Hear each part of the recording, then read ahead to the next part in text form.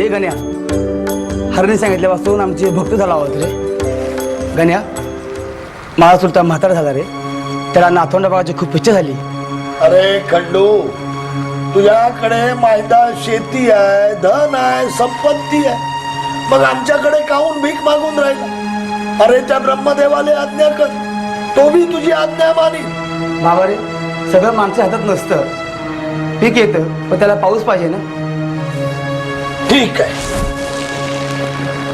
खंडू, आज तू आमच्याकडं भीक मागितलीस. तू हे मुलगा होईल, त्याचं नाव भिक्या ठेव आणि ह्या वर्षापासनं समध्या गावाले आमरसपुरीचं जेवण खाऊ का. कल्याण होईल तुझं, कल्याण होईल. गणी गण गणा